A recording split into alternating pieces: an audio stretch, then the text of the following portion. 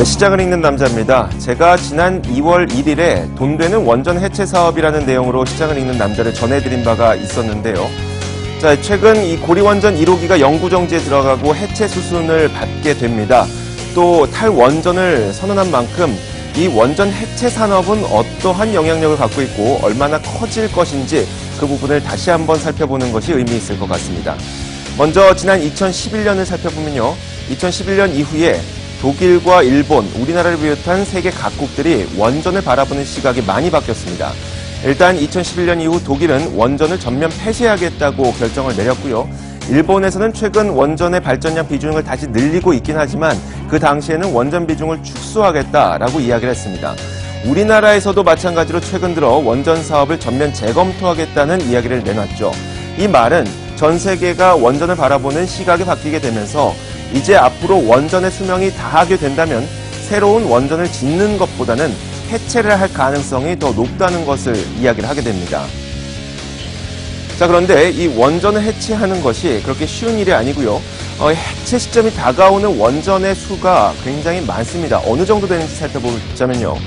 먼저 전 세계에서 가동이 되고 있는 원전의 수가 430여 개가 됩니다. 그 가운데 가동 연수가 30년이 넘은 노후 원전의 비중이 51%를 차지하고 있습니다. 이렇게 굉장히 많은 비중이 노후 원전으로 구분이 되고 있는데 왜 30년을 기준으로 노후 원전이라고 얘기를 하고 있을까요? 원전이 30년이 지나게 되면 언제든지 정치적 이유 혹은 경제적 사유가 발생을 했을 때 언제든지 이 가동을 중단을 할 수가 있습니다.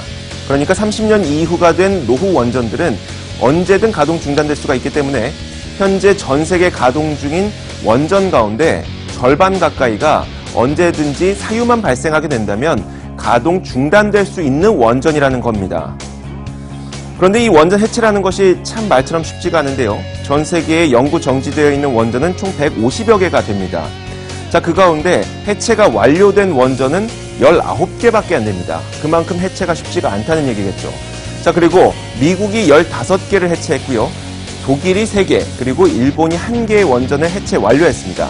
나머지 국가들은 18개 국가가 해체 수순에 돌입한 상태고 해체 단계에 들어갔습니다.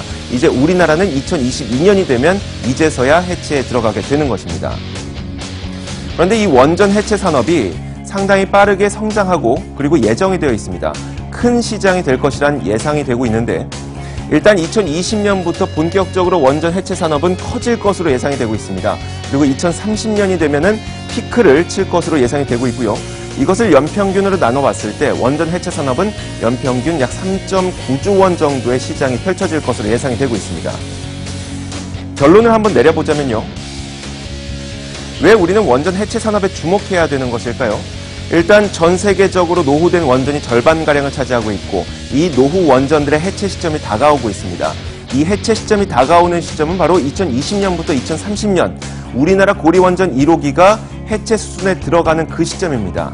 그만큼 예정된 시기에 커질 것으로 예정된 시장이 바로 원전 해체 시장이라는 얘기입니다. 우리는 이 시장을 놓쳐서는 안 되겠죠. 그렇기 때문에 우리는 지금이라도 이 원전 해체 산업을 주목해야 되는 것입니다. 시장을 읽는 남자입니다.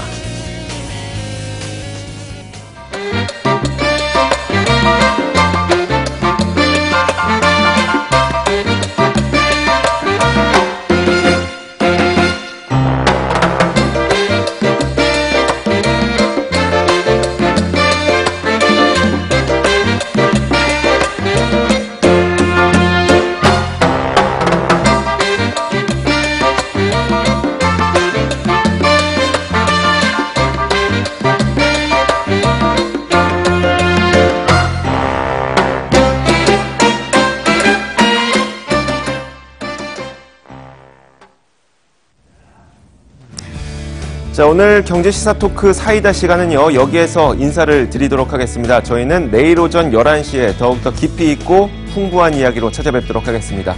시청해주신 여러분 고맙습니다.